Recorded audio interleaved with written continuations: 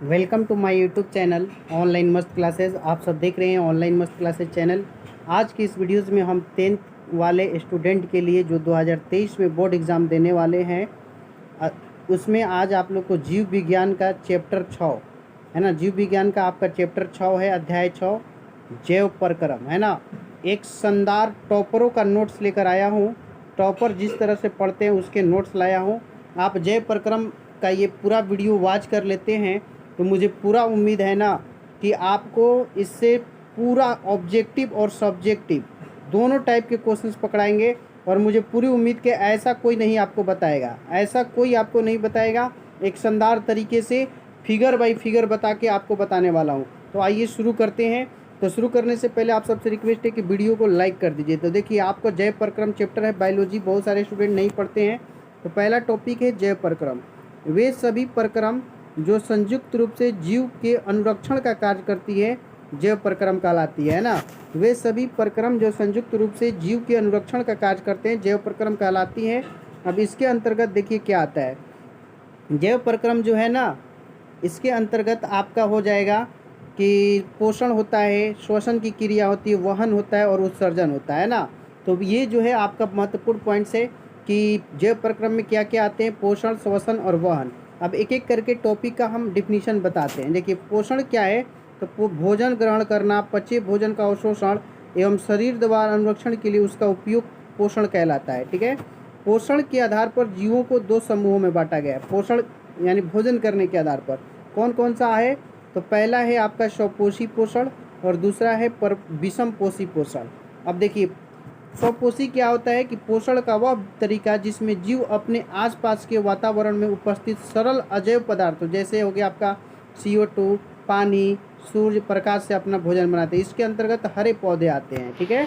और विषम पोषी में पोषण का वह तरीका जिसमें जीव अपना भोजन स्वयं नहीं बना सकता बल्कि अपने भोजन के लिए अन्य जीवों पर निर्भर रहता है, जैसे मानव और अन्य जीव।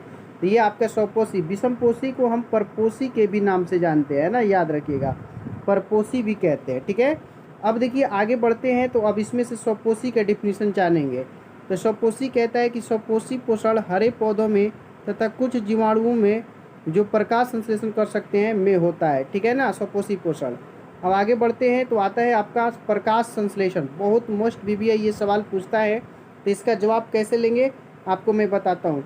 यह वह प्रक्रम है जिसमें स्वपोषी पोषण बाहर से लिए गए पदार्थों को ऊर्जा संचित रूप में परिवर्तित कर देता है। ये पदार्थ कार्बन डाइऑक्साइड तथा जल के रूप में लिए जाते हैं जो सूर्य प्रकाश तथा क्लोरोफिल की उपस्थिति में कार्बोहाइड्रेट में परिवर्तित कर जाए जाते हैं। ये इसका इक्वेशन है 6CO2 + 12H2O। क्लोरोफिल और सूर्य के प्रकाश की उपस्थिति में C6H12O6 बनता है जो कि ग्लूकोज कहलाता है, और 6O2 जो है ऑक्सीजन निकलता है, और 6H2O जो है जल है। ठीक है।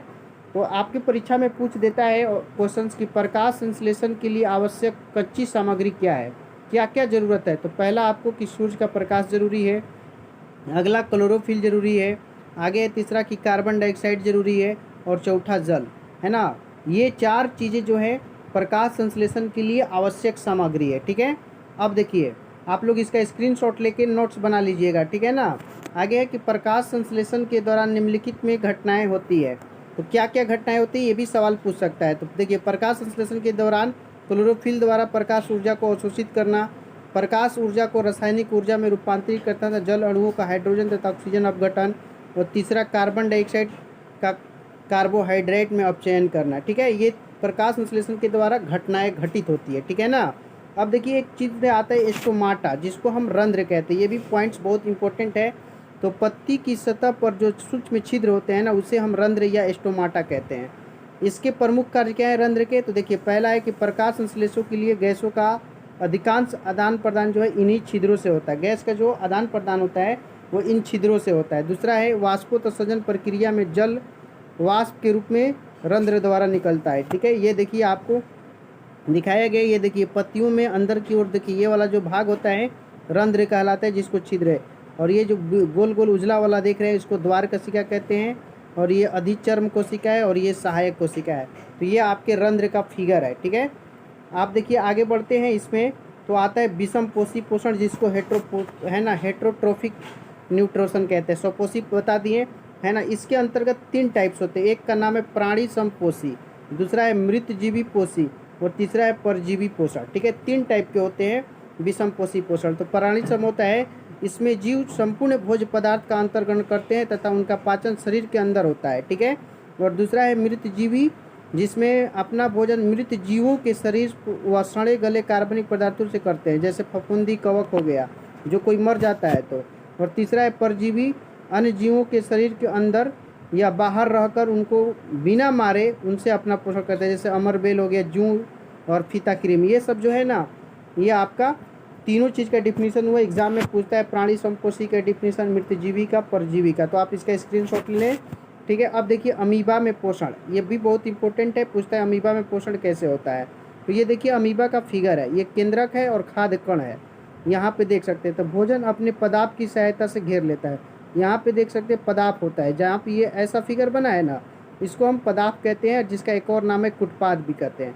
और खाद्य रिक्तिका, इसके बाद क्या करते हैं कि खाद्य रिक्ता में जटिल पदार्थ का विघटन सरल पदार्थों में किया जाता है।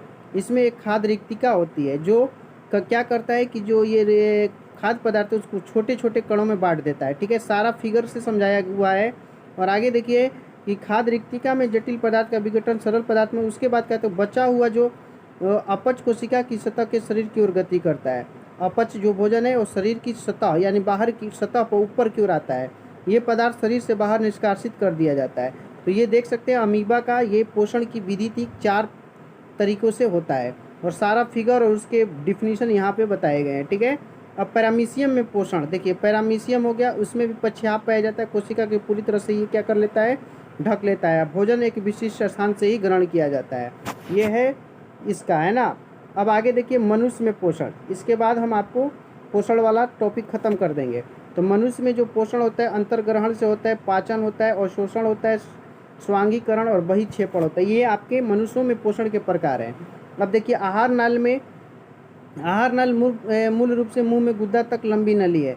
मुंह हो गया पहले, फिर उसके बाद दांत, फिर जीवा, फिर लार ग्रंथि। ये पहला पार्ट है अंतर्ग्रहण करने का। तो ये भोजन का अंतर्ग्रहण करता है। ये दांत जो है भोजन को चबाता है, जीवा भोजन को लार से पूरी तरह मिलाता है, और लार ग्रंथि जो होता है, लार ग्रंथि से निकलने वाले रस को लार रस या लार कहते हैं। स्टार्च लार एंजाइम में बदल देता है। ठीक है, अब इसके बाद होता है देखिए भोजन ग्रसिका। ये क्या करता है कि मुंह से आमाशय तक भोजन ग्रसिका की क्रमांकित गति द्वारा ले जाया जाता है। ग्रसिका, है ना। अब यहाँ पे आपको फिगर दिखा दिया गया है, ये जो है आपके मानव पाचन तंत्र का फिगर है। देखिए ये मुख गुहा हो गया, ये वाला को ग्रासिका कहते हैं। ये जीवा है, ये यकृत है जो मानव शरीर की सबसे बड़ी ग्रंथि है। ये अमाशय पेट, ये क्षुद्रांश है, ये कोलोन, ये गुद्दा द्वार जिससे बाहर लास्ट में निकाल दिया जाता है। तो ये आपका फिगर था, है ना। आगे अमाशय है, अमाशय में 3 जठर ग्रंथि पाई जाती है। इसमें पेप्सिन होता है, हाइड्रोक्लोरिक अम्ल, श्लेष्मा होता है। ये पेप्सिन पाचक एंजाइम कहलाता है और ये अम्लीय माध्यम को तैयार कर जो पेप्सिन को क्रिया में सहायक होता है और अमाशय के आंतरिक स्तर की अम्ल की रक्षा करता है। और चौथा देखिए क्षुद्रांश था, इसमें आंतरस होता है, कार्बोहाइड्रेट, वसा और प्रोटीन, ग्लूकोज, वसा अम्ल और अमीनो अम्ल का ये काम करता है। यकृत तथा अग्नाशय में श्रवण प्राप्त करती है। यकृत पित्त में और पित्त लवण वसा ये सब करता है काम। ठीक है, ये इसके सारे काम है, देख सकते हैं। और लास्ट है जिसका नाम है बृहदांत्र, जल का अवशोषण करता है और पदार्थ को गुद्दा द्वारा शरीर से बाहर कर दिया जाता है। ठीक है, तो ये था आपका टॉपिक, है ना, पोषण तक। तो ये क्लास कैसा लगा, मुझे उम्मीद है कि आपको क्लास बहुत ही पसंद आया होगा। अगर ये वीडियो आपको अच्छा लगा ना तो एक प्यारा सा लाइक कीजिए, और इसका दूसरा पार्ट भी आएगा। और इस तरह से दूसरे पार्ट के बाद आपका जैव प्रक्रम जो बायोलॉजी का है वो आपका समाप्त हो जाएगा। इसी तरह से आपको हर एक टॉपिक को फिगर बाय फिगर और क्या क्या क्रिया होती है एकदम पूरी डिटेल से समझाकर आपको बताया जाएगा, है ना मेरे प्यारे स्टूडेंट। तो आप लोग वीडियो को देखिए, जो भी न्यू स्टूडेंट्स है वो चैनल को सब्सक्राइब करके बगल का बेल आइकन भी क्लिक कर ले ताकि लेटेस्ट वीडियो का नोटिफिकेशन आपको मिलता रहे। Thanks for watching this video. फिर मिलते हैं एक शानदार वीडियो के साथ अगले वीडियो में। जय हिंद, टाटा, बाय बाय, धन्यवाद।